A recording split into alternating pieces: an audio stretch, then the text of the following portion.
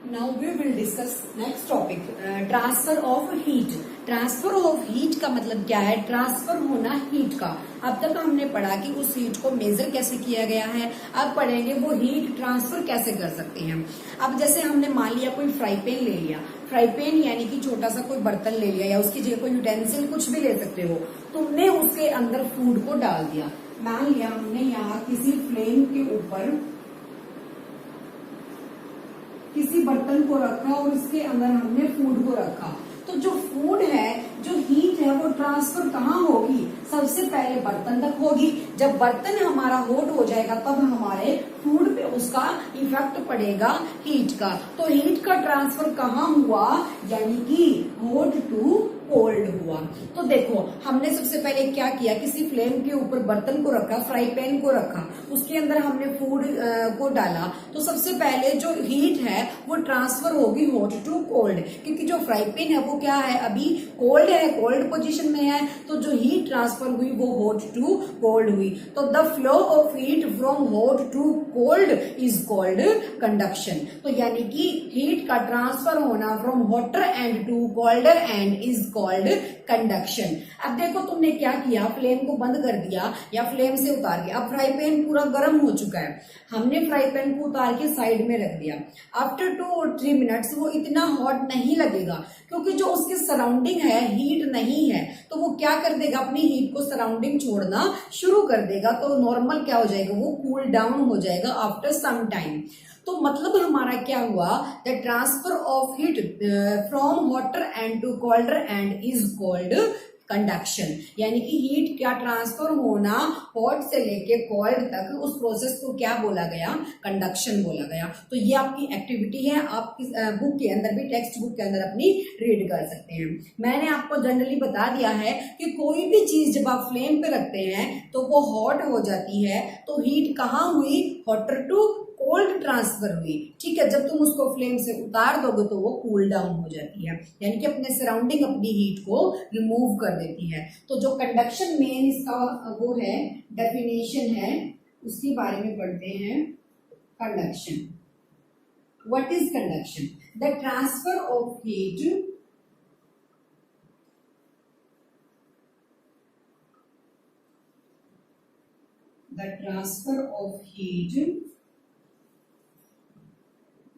from hotter end to colder end.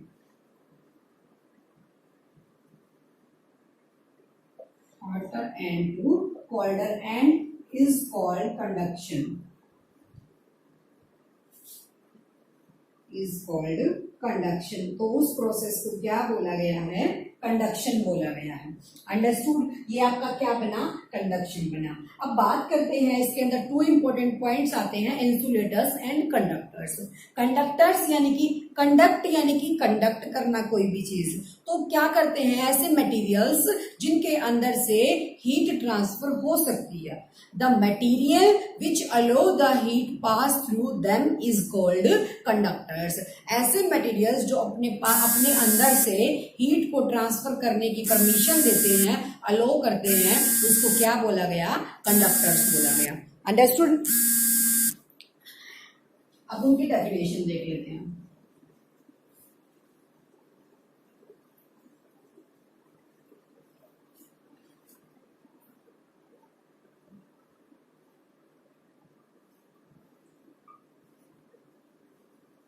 Conductors, the material which allow the heat pass through them. The material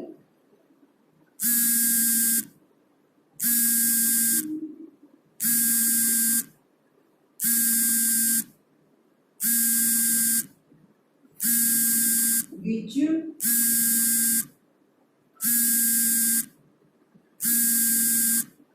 allow the heat pass through them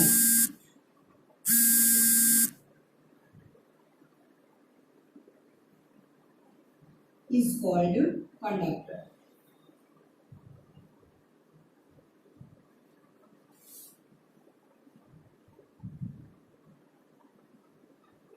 उनको क्या बोला गया है, conductor बोला गया। ऐसे material जो अपने अंदर से हीट को ट्रांसफर करने के लिए अलाउ करते हैं उनको बोला गया है कंडक्टर्स। ठीक है, अब वो कौन से होते हैं, जैसे इलेक्ट्रिसिटी होती है हमारे घरों में, इलेक्ट्रिसिटी भी होती है जो पास करती है, तो एल्यूमिनियम या कॉपर की वायर्स को यूज किया जाता है। प्लास्टिक अगर या वुड वहां यूज करेंगे तो इलेक्ट्रिसिटी पास नहीं होगी। तो उसी तरीके से कुछ मटेरियल ऐसे होते हैं जो अपने में से हीट या इलेक्ट्रिसिटी को पास होने देते हैं और कुछ नहीं होने देते। तो कंडक्टर्स के जो एग्जांपल है वो क्या होंगे, एल्यूमिनियम और कॉपर, एल्यूमिनियम एंड कॉपर। ठीक है, अब बात करते हैं next insulators.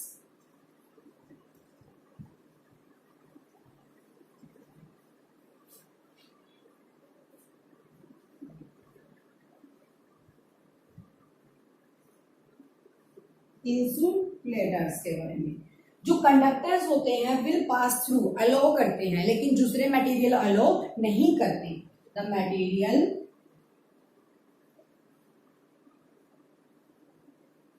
which do not allow to pass, which don't allow heat pass through them,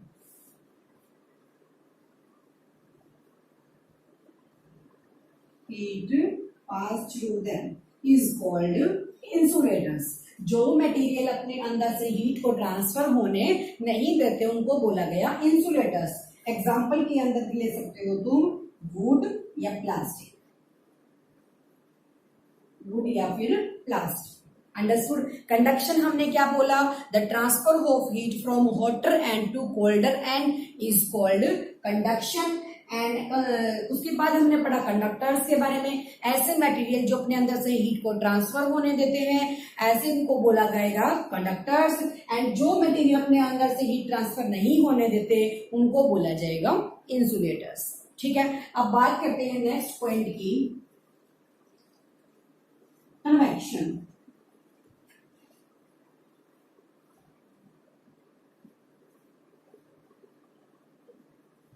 convection किसको बोला गया, कन्वेक्शन क्या चीज होती है, जब हमने क्या किया, मान लिया किसी फ्लेम के ऊपर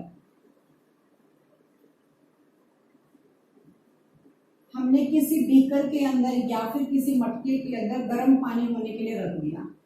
ठीक है, तो यहाँ क्या प्रोसेस बनेगा, सबसे पहले जो हीट है वो कहाँ जाएगी, इसका जो एंड पॉइंट है यानी कि जो नीचे वाला सरफेस है उस पोर्शन को गर्म करेगी वाटर के। थोड़ा बड़ा बना देती हूँ इसको,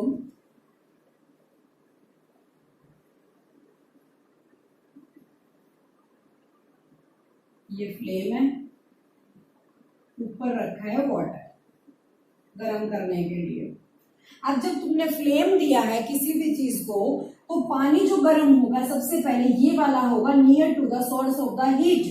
उस हीट के सोर्स के जो नियर वाटर है वो सबसे पहले गर्म होगा।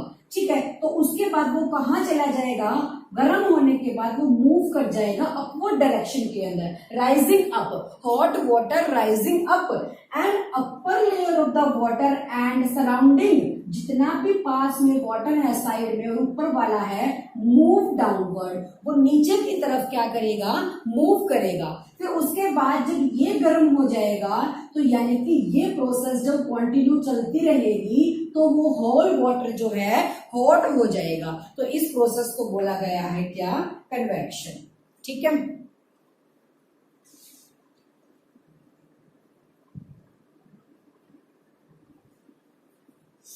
अंडरस्टूड। अब बात आई समझ, जैसे हमने पढ़ा था लास्ट टॉपिक के अंदर कि जो हीट है वो ट्रांसफर होती है hot to cold. Hot to cold का जो प्रोसेस है वो हमने देखा, नीचे हमारी फ्लेम है, उसने क्या किया, जितना वाटर इस हीट के पास है पहले उसको गर्म किया।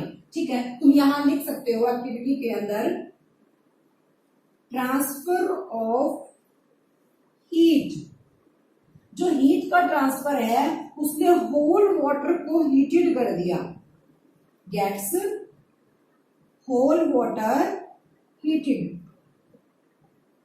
whole water heated. This process is called convection. उस प्रोसेस को क्या बोला गया? कन्वेक्शन बोला गया।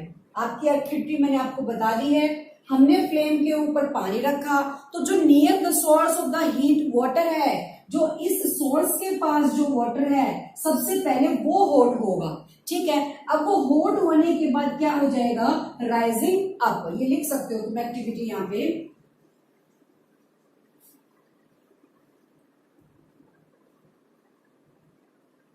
Take a beaker on a flame with water, on a flame with water। ठीक है, फिर उसके बाद क्या होगा? जब फ्लेम के पास वाटर होगा, water gets heated firstly, water gets heated which is near to the source of the heat, which is near to the source of the heat, source of the heat। जो heat के पास water है, यानी कि जो lower level है water का, वो सबसे पहले हीट हो जाएगा। आफ्टर हीटिंग के बाद वाटर राइजिंग अप, वो वाटर राइज करना यानी कि ऊपर जाना शुरू कर देगा। Water rising up, water rising up. So upper layer of the water and surrounding water move downward. तो जो सराउंडिंग और अपर लेयर वाला वाटर है, वो डाउनवर्ड डायरेक्शन में मूव करना शुरू कर देगा, फिर वो हॉट हो जाएगा। तो ये प्रोसेस कंटिन्यू चलता रहेगा। प्रोसेस विल कंटिन्यू जब तक क्या नहीं होता, ये पूरा वाटर गर्म नहीं होता, तब तक ये प्रोसेस चलता रहेगा। इस प्रोसेस को बोला गया है कन्वेक्शन। अंडरस्टूड? तो ये प्रोसेस हमारी कौन सी बनी? कन्वेक्शन। अब उसके बाद आती है कन्वेक्शन। क्या होगा? Transfer of heat from liquid and gases. Transfer of heat, heat का जो ट्रांसफर है वो लिक्विड एंड गैसेस के अंदर किस तरीके से होता है। अब बात करते हैं वेव्स के थ्रू हीट कैसे मिलती है। उस प्रोसेस को बोला गया रेडिएशन।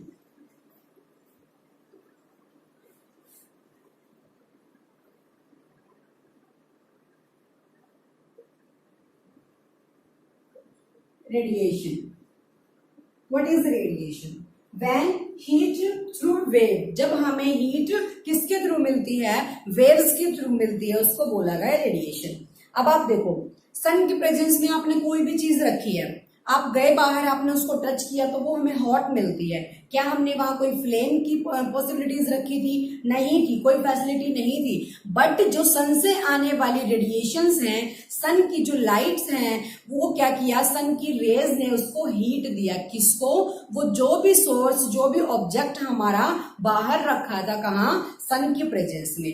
तो जो हीट हमें मिली कहाँ से? सन से, उसको क्या बोला गया? रेडिएशन बोला गया। Heat from the suns, heat from sun is called radiation. ठीक है, अब बात करते हैं कोई चीज की। कोई भी एक चीज जब हॉट है तो वो दूसरे को भी क्या करती है? हीट रेडिएट करती है।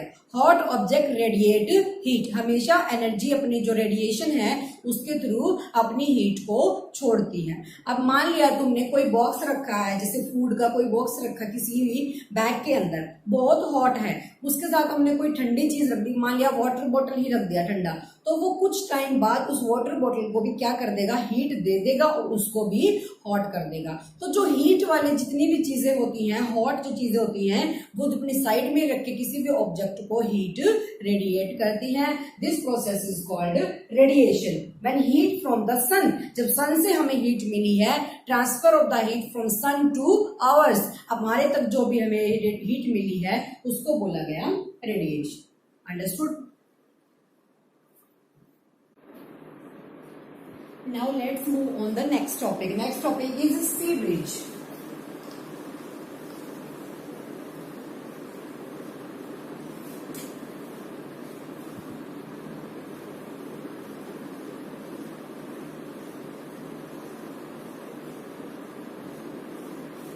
The wind blowing what is sea breeze? The wind blowing from the sea towards the land. Towards the land is called sea breeze.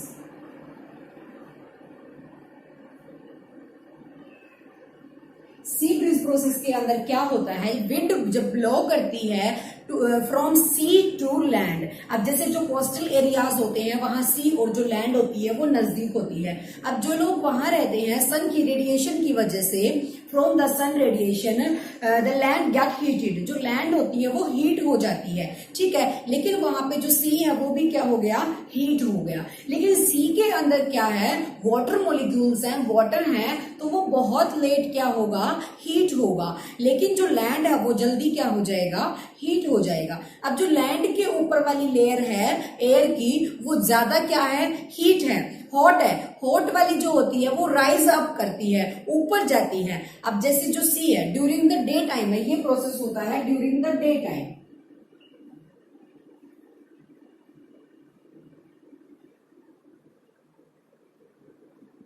During the day time, दिन के टाइम पे जो सी है उसके ऊपर की जो एयर है वो इतनी ज्यादा हॉट नहीं होती है, तो उसकी जो एयर है वो क्या होगी, हैवी होगी।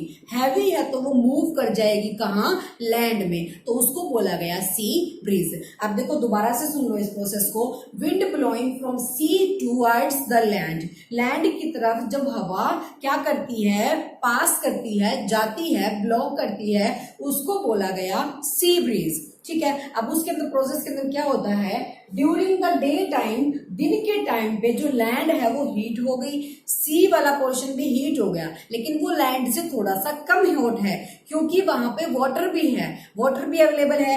तो क्या हो जाएगा, तो जो लैंड वाले ऊपर का जो एयर है वो राइज अप, क्योंकि जो हॉट है वो हमेशा कहाँ जाता है, राइजिंग अप। हमने कन्वेक्शन प्रोसेस के अंदर भी पढ़ा था कि जो हॉट वाला चीज है वो क्या हो जाएगी, अपर लेवल पे जाएगा, राइजिंग अप होगा।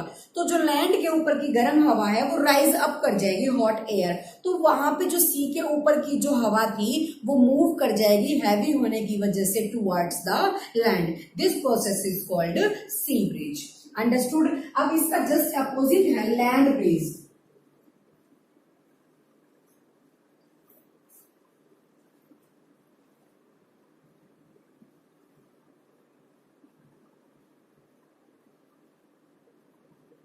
लैंड ब्रीज, लैंड ब्रीज किसको बोला गया था, wind blowing from land towards the sea, sea की तरफ जब हवा क्या करती है, ब्लो करती है फ्रॉम लैंड टू सी, यानी कि from land towards sea, this process is called land breeze. The wind blowing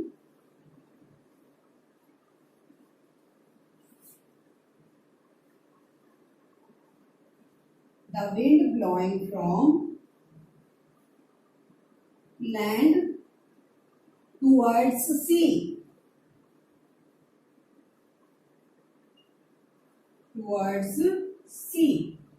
is called land breeze।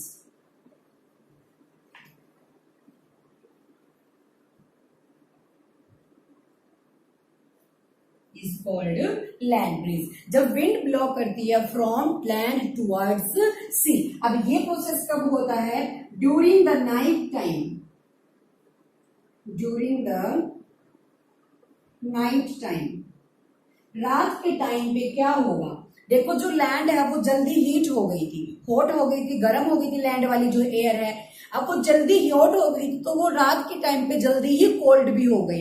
लेकिन जो सीप वाली एयर है वो बहुत लेट हॉट हुई थी और बहुत लेट ही क्या होगी, कोल्ड होगी।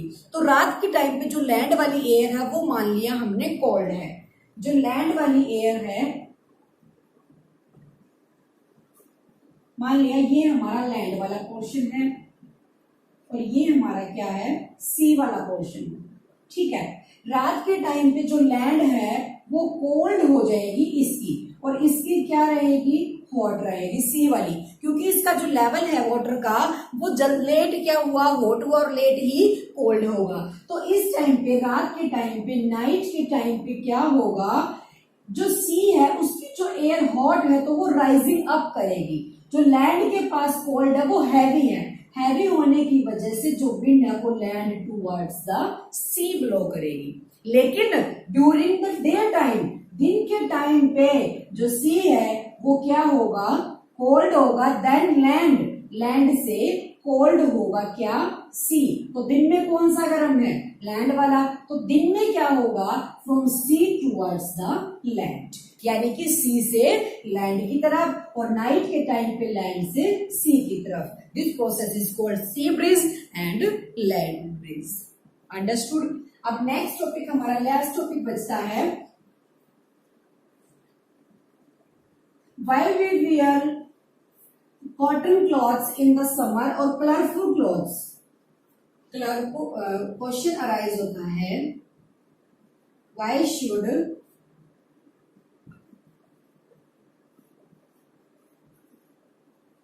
we wear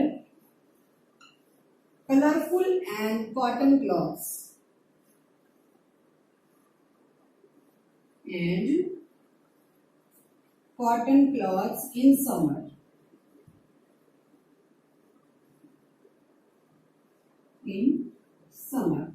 गर्मियों के अंदर हम कलरफुल या फिर जो लाइट कलर के कपड़े होते हैं, कॉटन के क्लॉथ्स होते हैं, वो क्यों वियर करते हैं?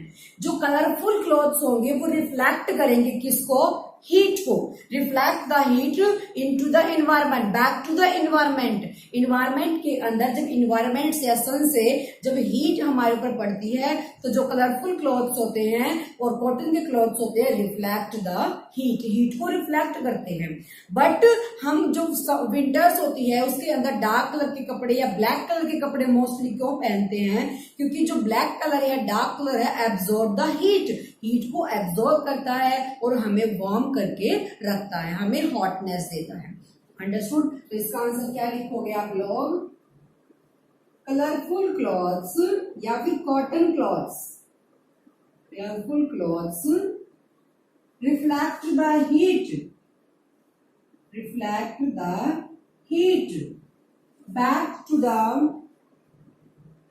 environment,